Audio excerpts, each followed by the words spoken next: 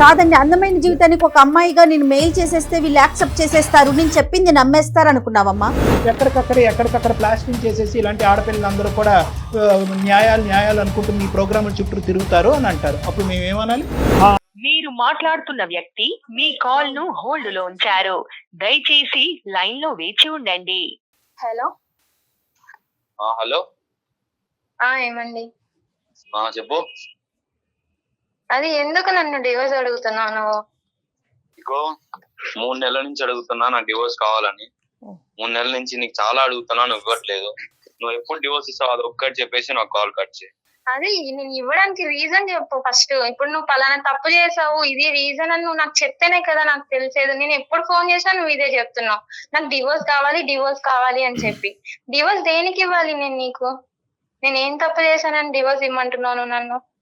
నీకు పాప గురించి తెలీదా? నీకు చెప్పాను కదా, నేను మ్యారేజ్ కి ముందే నేను పాపని ఇట్లా అడాప్ట్ చేసుకున్నాను అని చెప్పేసి. అంటే నువ్వే అన్నావు కదా నీకు ఇంత మంచి మనసు ఉండడం నాకు చాలా హ్యాపీగా ఉంది, నేను చాలా లక్కీ అని చెప్పి. అవును, మళ్ళీ ఇప్పుడు నువ్వు సడన్ గా ఎందుకు ఇట్లా చేస్తున్నావు? సూర్య అక్కడ మీకు ఏదైనా ఫ్లాష్ అయింది, అనుమానం అనిపించింది, అంతేనా? నువ్వు చెప్పేదాని మీదే అర్థం అవటం గురించి నేను ఒక క్లారిటీ ఇస్తున్నాను. 2 థింగ్స్ ఇక్కడ జరిగింది నీకు అనుమానం రావడానికి. ఒకటి ఏంటంటే ఆ అమ్మాయికి 1కి 2 సార్లు విజయాన్ని అన్నీ చెప్పావా అని అంటాం అనేది ఒకటి. రెండోది ఏంటంటే కనుక అన్నీ చెప్పిన తర్వాత నిన్ను పొగట్టం ఒకటి. అన్నీ చెప్పావా అనేది క్లారిటీ వచ్చిన తర్వాత నిన్ను పొగట్టం ఒకటి. ఈ రెండిట్లు బట్టి బహుశా నువ్వేమనుకున్నావు అంటే కనుక, అరే బాబు ఈ 1.5 year లో మనకు తెలిసిన స్టోరీయే కాకుండా ఇంకా ఏమన్నా ఉందా అనే డౌట్ నీకు స్ట్రైక్ అయింది, అంతేనా? అవును సార్. నీ భార్య ఈ రోజు అడ్డంగా వాదిస్తుంది. ఏమంటుందంటే ఆఖరికి తన ప్రాణ స్నేహితురాలు కూడా నీకు చెప్పినటువంటి నిజం కూడా అబద్ధమే అని అంటుంది. అడాప్ట్ చేసుకున్నటువంటి బిడ్డే నా బిడ్డ కాదు అంటుంది. దానికి ప్రత్యామ్నాయంగా మీరు ఎటువంటి ఆధారాలు చూపెట్టాలనుకుంటున్నారు ఈ వేదికకి? సార్ నేను తన కాలేజ్కి వెళ్ళి ఎంక్వైరీ చేశాను సార్. రైట్. తన లవ్ స్టోరీ గురించి మొత్తం చెప్పారు సార్. వాళ్ళ కాలేజ్ లో తెలుసు sir. So it's open secret. Open secret. ఈ అమ్మాయికి ఒక బాయ్ ఫ్రెండ్ ఉన్నాడు, ఆ రిలేషన్షిప్ లో ఉన్నారు, వీళ్ళిద్దరు లివింగ్ లో ఉన్నారు. ఆ పుట్టినటువంటి బిడ్డ కూడా, లివింగ్ రిలేషన్షిప్ ఒక్కటే ఇక్కడ మనకు సరిపోదు, ఆ పుట్టినటువంటి బిడ్డ కూడా ఈ అమ్మాయి బిడ్డే అన్నట్టు కూడా మీ ఎంక్వైరీలో తేలిందా? యా సార్, తేలింది సార్. హాస్పిటల్ ఏమన్నారు? హాస్పిటల్లో కూడా తన బిడ్డే అని చెప్పారు సార్. ఫాదర్ నేమ్ ఎవరిది ఉంది సార్? ఫాదర్ నేమ్ కూడా ఈ అమ్మాయి ఎక్స్ బాయ్ ఫ్రెండ్ ఎవరున్నాడో అతని పేరేంటి? పేరు గౌతమ్ సార్. గౌతమ్. రైట్. అమ్మా విజయ తల్లి ఎవరమ్మా గౌతమ్?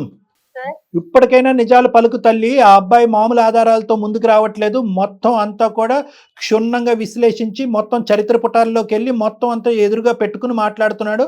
ఎటొచ్చి ఇప్పుడు వరకు ఎందుకు చెప్పలేదు అనే తర్వాత మాట్లాడుకుందాం. గౌతమ్ ఎవరు?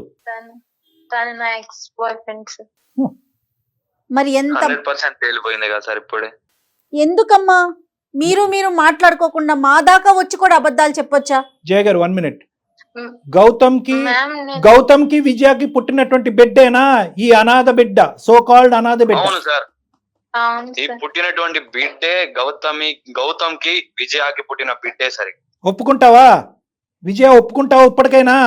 అవును సార్. ఎవరు గొంతు కోద్దామని, ఎవరిని అన్యాయం చేద్దామని డిస్కస్ చేద్దాం అనుకున్నాను సార్. నాకు ఎప్పుడు మీకు ఇంకో 3 పిల్లలు పుట్టిన తర్వాత ఈ కథలు ఈ నాటకాలు వద్దమ్మా. మా వేదిక వరకు వచ్చి మాకు ఈమెయిల్ పంపించినప్పుడు, సార్ నేను ఒక భయంకరమైనటువంటి నిజాన్ని మా భర్త దగ్గర దాచిపెట్టాను, నేను ఇప్పుడు అన్యాయం అయిపోతున్నాను, నేను చేసినటువంటి పాపం పనికి మా ఆయన అన్యాయం అవుతున్నాడు, నేను కన్నటువంటి అనాథాశ్రమంలో పెరిగినటువంటి బిడ్డ అన్యాయం అవుతున్నాడు, ఈ చిక్కుముడికి మీరే న్యాయం చెప్పాలి సార్ అంటే కనుక ఎంతో కొంత కనికరించి అతను కాళ్ళ వేళ్ళ పడి అడుక్కుని ఏదోటి చేసి ఉండేవాళ్ళం. నువ్వు మా దగ్గరే నిజం దాచి ఎప్పుడు చెప్దాం అనుకున్నావమ్మా? నాకు తెలియక అడుగుతా విజయ్, ఎప్పుడు చెప్దాం అనుకున్నావు? సార్ యాక్చువల్లీ ఆ పాప నా పాప అని మా పేరెంట్స్ కి కూడా తెలియదు సార్. నేను ఆ విషయం చాలా భయం వేసింది. ఎవ్వరికి చెప్పమాకమ్మా విజయ, ప్రపంచానికి చెప్పమాకు. పేరెంట్స్ కి తెలియక ఎలా ఉంటుంది సార్? ఓకే పేరెంట్స్ కి తెలియకపోవచ్చు, ఒక బిడ్డనని చెప్పొచ్చు, వాళ్ళకి టోపీలు వేయచ్చు. నీకే 1.5 year పాటు టోపీ వేసినటువంటి ఒక వ్యక్తి తల్లిదండ్రులకి టోపీ వేయలేదు అని అనుకుంటది. ఈ అమ్మాయి పిచ్చిది కాదు, ఈ అమ్మాయి చాలా క్రిమినల్ ఇంటెంట్ తో ఆలోచించింది. ఈ రోజు అమ్మాయి పాపే ఉన్నాను, ఇంకో అనాథాశ్రమాల్లో ఇంకా 2-3 ఉన్నారు, ఎవరికి తెలుసు సార్?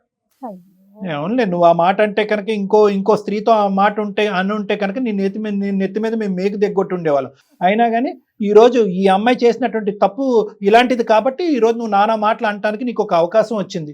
ఇప్పుడు ఆ అనుమానాన్ని క్లియర్ చేయమ్మా.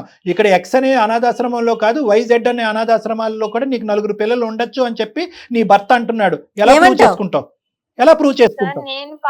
నేను కాలేజ్ టైంలో ఒక అతన్ని ఇష్టపడ్డాను సార్. తనతో మేము లివింగ్ లో ఉన్నాము. అట్లా అనుకోకుండా నేను ప్రెగ్నెంట్ అయ్యాను. మ్యారేజ్ చేసుకుందామని నేను తనని చాలా అడిగే చూసాను, తను ఒప్పుకోలేదు సార్. సడన్లీ తను నన్ను వదిలేసి వెళ్ళిపోయాడు. నేను ఇంట్లో వాళ్ళకేమో నాకు ఎగ్జామ్స్ ఉన్నాయి, నేను ఇప్పుడు రాలేను, నేను తర్వాత వస్తానని చెప్తూనే ఉన్నాను. కానీ పేరెంట్స్ ఏమో సంబంధాలు చూస్తున్నాము, నువ్వే ఇంకో ఎప్పుడు వస్తావు, ఏంటి ఇది అని చెప్పేసి అడుగుతున్నారు. నేను ఇటు తిని వెళ్ళిపోయాడు, ఎక్కడికి వెళ్ళాడు ఏంటనేది తెలియదు. నేనేమో ప్రెగ్నెంట్, ఇటు పేరెంట్స్ కి చెప్పుకోలేను. సడన్ గా ఇంకా 1 year అట్లనే ఉండి పాప డెలివరీ అయింది. ఇంకా పాప నాతోనే ఉంది. తర్వాత నేను పాపని అనాథాశ్రమంలో జాయిన్ చేశాను సార్. అంతా నువ్వు సేఫ్ జోన్ లో చూసుకున్నావు, మరి అతని పరిస్థితి ఏంటి? అతన్ని మోసం చేసినట్టు కాదు నువ్వు, ఇటు తల్లిదండ్రులు మోసం చేశావు. మ్యారేజ్ అయిన తర్వాత నేను ఒక టైం చూసుకొని తనకి చెప్తాము, ఎప్పుడమ్మా? ఎప్పుడు? మైండ్ తో నేను ఉన్నాను. ఎప్పుడమ్మా 101 ప్రదక్షిణాలు చేసి 4 కొబ్బరికాయలు కొట్టిన తర్వాత చెప్దాం అనుకున్నావా? అయ్యాక చెప్పేది అంటే ఏంటంటే నువ్వు బ్యాక్గ్రౌండ్ లో ఏంటంటే ఫస్ట్ ఈ బాండ్ని బాగా బలపడియండి. అతను నన్ను వదిలి ఉండలేక నేను అతను వదిలి ఉండలేనటువంటి పరిస్థితి తీసుకొచ్చిన తర్వాత చల్లగా చెప్దామని అనుకున్నావు. నీ కథ నువ్వు తెచ్చుకున్నటువంటి, నువ్వు సృష్టించుకున్నటువంటిది, నీ చేతులారా నాశనం చేసుకున్నటువంటి జీవితం. ఈ జీవితానికి అతని జీవితాన్ని ఎందుకు ముడి పెడుతున్నావు? ఈ ప్రశ్నకు బదులు చెప్పు. ఎందుకు అతని జీవితాన్ని ఎందుకు మూడు పెడుతున్నాడు? అతను ఫ్రెష్గా వచ్చాడు, నీ జీవితంలో ఎటువంటి చరిత్ర లేకుండా వచ్చాడు, ఎటువంటి గతం లేకుండా వచ్చాడు, నీతి నిబద్ధతతో ఉన్నాడు. అడాప్ట్ చేసుకున్నాను నా బిడ్డను అంటే కనుక అమ్మ ఇది చాలా కామన్ అని అనకండి. ఇప్పుడు కూడా సమాజంలో ఎవరో బిడ్డను తీసుకొచ్చి అడాప్ట్ చేసుకుని ఫ్రెష్గా ఈ పెళ్లిలో అడుగు పెడితే కనుక యాక్సెప్ట్ చేసేటటువంటి మగవాళ్ళు లేరు, ఆడవాళ్ళు లేరు. అయినా కానీ అతను పెద్ద మనసుతో వచ్చి అడాప్ట్ అయినటువంటి ఎవరికో పుట్టినటువంటి బిడ్డని ఒక పెద్ద మనసు చేసుకుని యాక్సెప్ట్ చేశాడు. అప్పుడైనా నువ్వు కరుణించి పెళ్ళైనటువంటి కొద్ది నెలలోనే అయ్యా, లేదంటే పెళ్లికి ముందో ఇది నేను అడాప్ట్ చేసినటువంటి వ్యక్తి కాదు, అడాప్ట్ చేయి నా బిడ్డే అక్కడ పెట్టానని చెప్పుంటే ఏమై ఉండేదమ్మా? ఇదంతా నీ స్వార్థం కాదా? పెళ్లికి ముందే చెప్తే ఇట్లా గొడవలు అవుతాయని, ఇంకా అల్లరల్లరి అయిపోతుందని నేను ఫస్ట్ చెప్పలేదు సార్. మ్యారేజ్ అయిన తర్వాత నిదానంగా చెప్పొచ్చు, అర్థం చేసుకుంటాడని అనుకున్నాను సార్. నన్ను ఈ లోపు ఇట్లా జరుగుతుందని చెప్పి నేను అసలు అనుకోలేదు సార్. అమ్మ నీకు చాలా అవకాశాలు వచ్చినాయి. ఒకటి ఇక్కడ ఒక అబద్ధమా 100 అబద్ధాలు అనేది నేను అడుగుతున్నాను. ఇది ఒక అబద్ధం కింద చాలా మంది అనుకుంటున్నారు, కానీ ఇది 100 అబద్ధాలు.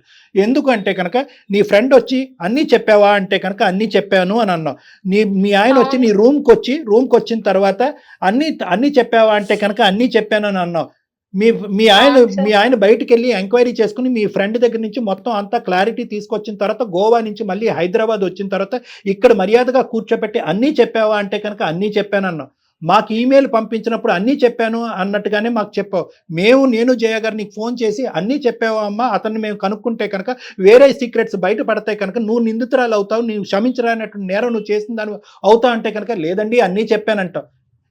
అన్నీ చెప్పాను అనేటటువంటి నువ్వు రేపొద్దున మా ఆయనకి చెప్దాం అనుకున్నానండి, అన్ని సెటిల్ అయిన తర్వాత నిదానంగా చెప్దాను అనుకున్నావు అంటే కనుక ఎవరు నమ్ముతారమ్మా? కాదు విజయ, ఈ రోజు నీ ఫ్రెండ్ ఒక్కతే చెప్పింది అంటే కనుక నువ్వు వాదించేదానివి. కానీ అతను ఏమన్నాడు?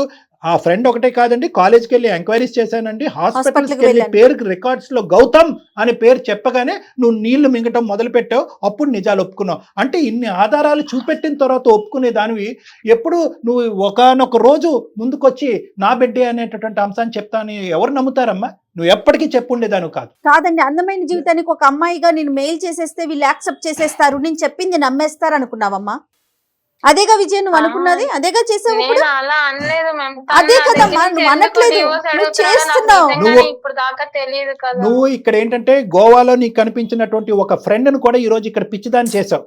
ఆ ఫ్రెండ్ వచ్చి ఇలా చెప్పింది అంటే కనుక వాదించడం మొదలు పెట్టావు. లేదు ఆ ఒక్క ఆధారమే కాదు ఇంకో 10 ఆధారాలు ఉన్నాయి అనేటప్పటికీ నువ్వు నిజం ఒప్పుకున్నావు. నీలాంటి వ్యక్తిత్వం ఉండేటటువంటి అమ్మాయి ఎప్పటికైనా కూడా ఇది నా బిడ్డే అనేటటువంటి ఎలాగమ్మా?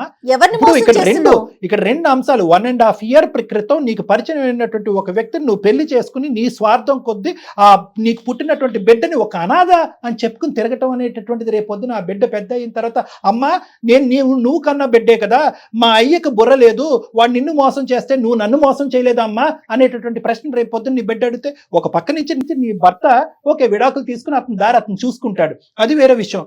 నువ్వు చేసినటువంటి మోసానికి ఇంతే నాకు ఇదే గతి పట్టింది అన్నట్టు నువ్వు విడాకుల పత్రం మీద ఈ రోజు కాకపోతే రేపైనా సైన్ చేశాడు. ఆ బిడ్డకి విడాకులు ఇచ్చేవేంటమ్మా నువ్వు? ఆ బిడ్డ ఏం పాపం చేసిందమ్మా? తండ్రి మోసం చేశాడు, ఇప్పుడు తల్లి మోసం చేసిందిగా. ఇప్పుడు నువ్వు మహా పతివ్రత అనుకోవాలా, నువ్వు అతి గొప్ప తల్లి అనుకోవాలా, భూమాత అంత ఓపిక ఉందని అనుకోవాలా, ఎంతో త్యాగశీలు అని చెప్పి నీకు బిరుదులు ఇవ్వాలా, లేదంటే నీ బిడ్డని, నువ్వు కన్నటువంటి బిడ్డని ఒక అనాథగా ఒక అనాథాశ్రమంలో పెంచుతూ ఇటువైపు భర్తని అటువైపు బిడ్డని మోసం చేసేటటువంటి ఒక మూర్ఖత్వపు స్వభావం ఉండేటటువంటి ఒక స్త్రీమూర్తిగా అనుకోవాలా? ఏమనుకోవాలి నిన్ను? సార్ కన్న బిడ్డను అనాథ అని చెప్పుకునేటప్పుడు ఆ తల్లి ఎంత బాధపడుతుందో నాకు తెలుసు. ఎవరికి కావాలమ్మా నీ బాధ? మీరు గోవాలు వెళ్తున్నారు, షికారులు తిరుగుతున్నారు, బిడ్డను అనాథాశ్రమంలో పెంచుతున్నారు, ఏదో దయాదాక్షిణ్యాల పేద ఒక 4 ముద్దలు పనిచేస్తున్నారు, పడేస్తున్నారు. మీరు నువ్వు అంట. అతను నిజంగా ఒక అనాథకి హెల్ప్ చేయాలనేటువంటి పెద్ద మూర్తిగానే, ఒక గొప్ప వ్యక్తిగానే అతను హెల్ప్ చేస్తున్నాడు. కానీ ఏ రోజైతే అతనికి వచ్చేటటువంటి కోపం 2 కోపాలమ్మా. అతని బదులు నేను మాట్లాడుతున్నాను అనుకో, 2 కోపాలు. ఒకటి, ఈరోజు నువ్వు కన్న బిడ్డనే అనాథ కింద చూపెడుతున్నావు. రెండోది ఏంటంటే కనుక కప్పేసి నీట్గా ప్లాట్ఫామ్ లాగా ప్లాస్టరింగ్ చేసేసి ఈ అబద్ధాన్ని, ఈ నిజాన్ని ఇలాగ ఎప్పటికీ బయటకు రాకుండా అతని జీవితాంతం మోసం చేయడానికి డిసైడ్ అయిపోయావు. ఇన్ని విధాలుగా రకరకాల అబద్ధాలు ఆడుతూ మోసాలు చేసేటటువంటి నిన్ను ఏ మగాడు, ఏ భర్త నమ్ముతాడు? నువ్వు నమ్మయ్యా, ఇది ఒక్కటే కారణం, ఇంకేమీ లేవు, ఆ అమ్మాయికి ఇంకెవ్వరు పిల్లలు లేరు, వేరే అనాథాశ్రమాల్లో ఎక్కడ కూడా అమ్మాయిని పిల్లల్ని ఏం పెంచట్లేదని చెప్పి ఏ విధంగా నేను అతనికి నమ్మిస్తావమ్మా? ఏం కౌన్సిలింగ్ ఇస్తావు? ఎందుకు మెయిల్ పంపించావు మాకు? ఎందుకు మెయిల్ పంపించా మహాతల్లి?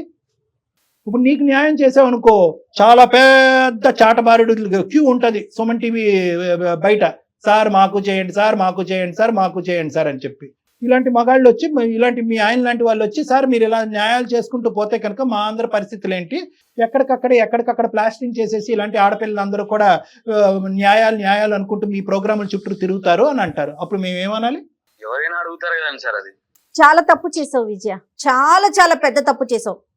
నువ్వు ఇప్పటికైనా అది గుర్తిస్తున్నావో లేదో, పైకి చెప్పకపోయావు, నీ మనసు కన్నా తెలుస్తా ఉందా? నేను గుర్తించట్లేదు జయ గారు, గుర్తించట్లేదు కాబట్టి ఆ అమ్మాయి ఏంటంటే నా పరిస్థితి ఇలా ఉండటం వల్ల నేను అలా చెప్పాను, తర్వాత పరిస్థితులు ఇంప్రూవ్ అయ్యాక నిజం చెప్పాలని పాజిటివ్ గా మార్చుకుంటుంది. రేపొద్దున ఎవరైతే అనాథాశ్రమంలో పెరిగేటటువంటి ఆ బిడ్డ గొంతెత్తి నీ గురించి వేలెత్తి చూపెడతా చూడు, అప్పుడు ఎంత లోతైన నువ్వు ఎత్తుక్కుంటూ పరిగెడతావో గుర్తుపెట్టుకో. నీకు చావు తప్ప ఇంకొకరు లేదు. నువ్వు తల్లిదండ్రులను మోసం చేసావు, కన్నటువంటి బిడ్డను వేరే చోట పెట్టి నువ్వు అనాథవే, నాకు పుట్టినటువంటి బిడ్డ కాదు అని చెప్పి ఆ బిడ్డను మోసం చేస్తున్నావు. నిన్ను నమ్మి ముందుకు వచ్చి పెద్ద దయాదాక్షిణ్యాలు అనుకున్నటువంటి ఒక భర్త వచ్చి నీ పక్కన నిలబడితే అతన్ని మోసం చేసావు. నిజం చెప్పినటువంటి స్నేహితురాల్ని నువ్వు అబద్ధం ఆడుతున్నావు అని చెప్పావు. ఎంతమంది అమ్మా? అంటే నువ్వు చేసిన ఒక తప్పుకి ఎన్ని కవర్ చేసుకోవాల్సి వస్తుందో చూస్తున్నావా? నేను అసలు ఇలాంటి సిచ్యువేషన్ వస్తుందని అనుకోలేదు. అదే కదా, ఏదో రకంగా నచ్చ చెప్పుకుందాము చెప్దాము అని అనుకునే నువ్వు అనుకోకపోవటం కాదు మహాతల్లి, నువ్వు అనుకోకపోవటం కాదు. ఏదో ఒక రోజు ఇది బయటకు వచ్చినప్పుడు అప్పుడు ఇంకొక బక్రాన్ని ఎవరో ఒకరు దొరుకుతారు, దానికి ఒక రీజన్ దొరుకుతుంది, ఆ రీజన్ బట్టి ముందుకు వెళ్ళిపోదాం అన్నట్టుగానే నువ్వు అనుకున్నావు. ఇది నా మనసులో అనుకూలంగా జరుగుతాయి అనుకున్నావు. ద థింగ్ ఈజ్ ఏంటంటే ఎక్కడికక్కడ మేడం, ఎక్కడికక్కడ తను ఏంటంటే ఏదో ఒక రీజన్ చెప్పుకుంటూ తప్పించుకునేటటువంటి ప్రయత్నం. ఎవరు అలవాటు చేశారంటే కనుక ఈ అమ్మాయిని మోసం చేసి కడుపు చేసి పారిపోయాడు చూడండి, ఒక దొంగ నా డాష్ వాడి ఈ అమ్మాయికి అలవాటు చేశాడు. ఏంటంటే కనుక నాకు నేనుగా పారిపోతాను, నీకు పరిస్థితులు బట్టి నీకు నువ్వుగా పారిపో అనేటటువంటి విధంగా ఈ అమ్మాయికి అలవాటు చేశాడు. కానీ అబోధ శుభం తెలియని ఆ పాప పరిస్థితి ఏంటి కళ్యాణి గారు చెప్పండి? మీరు అన్నట్లుగా అటు తండ్రి దూరం అయ్యి ఇటు తల్లి ఉండి కూడా లేకుండా అయిపోయి నువ్వు ఏ రోజున చెప్దాం అనుకుంటున్నావమ్మా? అతను యాక్సెప్ట్ చేయకపోతే ఏం చేద్దాం అనుకున్నావు మరి పెళ్లి చేసుకునేటప్పుడు? ఇంకో ప్రశ్న అడుగుతాను విజయ, ఈ ఒక్క ప్రశ్న అడిగితే కనుక నువ్వేమైపోతావు నాకు తెలియదు. ఇప్పటికైనా నీ బిడ్డకు నువ్వే తల్లి అని చెప్పావా? తెలియదు సార్, పాపకు కూడా తెలియదు. ఇప్పుడు ఇంకా నేను ఉన్నంతకాలం ఆ పిల్లకి నేను ఒక పెంచుతున్న తల్లిగానే చూడాలి అన్న ఇదితో. అమ్మా ఫైనాన్షియల్ సపోర్ట్ చేస్తే సరిపోతుందా? అసలు నువ్వు ఏం మాట్లాడాలో నాకు అర్థం కావట్లేదు. తల్లివేనా తల్లి?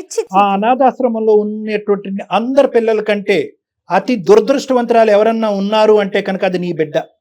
ఎందుకంటే కనుక మిగతా వాళ్ళందరికీ నిజంగా తల్లిదండ్రులు లేరు, మీ అమ్మాయికి మాత్రం అబద్ధంగా తల్లి లేదు. అబద్ధాలాడేటటువంటి తల్లి అక్కడ నిన్ను ఆ బిడ్డను పెట్టి, నేను నీ తల్లిని కాదు, నువ్వు ఎక్కడో పుట్టి ఎవరో పెంచి ఏదో ఒక చెత్తబుట్టలో కనిపించి పడేసినటువంటి ఒక దాన్ని నిన్ను తీసుకొచ్చి అక్కడ నేను పెంచుకుంటున్నాను అనేటటువంటిది ఒక దెయ్యాన్ని దేవుడిగా చూపెడుతున్నావు నువ్వమ్మ. ఒక దెయ్యం అనేటటువంటి నిన్ను ఒక దేవుడిగా ఆ బిడ్డను చూపెడుతున్నావు. అమ్మ నేను ఇప్పటికి కూడా ఆ బిడ్డ తరపున మాట్లాడుతున్నాను, సూర్య తరపున మాట్లాడట్లే. సూర్య నువ్వేమంటావు నాన్న? ఇవన్నీ వింటున్నావు కదా, ఏమనుకుంటున్నావు? సార్ మీరు అడిగే ప్రతి క్వశ్చన్ కరెక్టే సార్. ఆమె ఎప్పటికన్నా సమాధానం చెప్తుందా సార్ విజయ?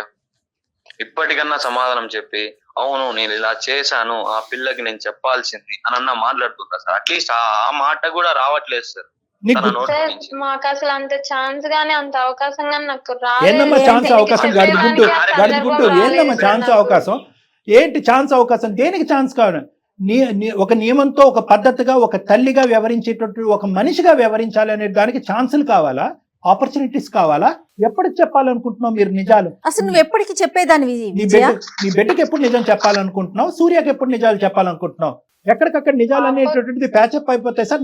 నన్ను సూర్యను మాత్రం కలిపి పంపించేసేయండి మీ వేదిక మీద అని అనుకుంటున్నావా? పిచ్చోళ్ళు అనుకున్నావా? మేమన్నా అసలు మీ ఫ్రెండ్ అంటూ కలవకపోతే నువ్వు ఎప్పటికీ చెప్పేదానివి కాదు, శివుడు అంతే కదా కళ్యాణ్ గారు? శివుడు లేదు మ్యామ్, నేను చెప్దామని అనుకున్నాను.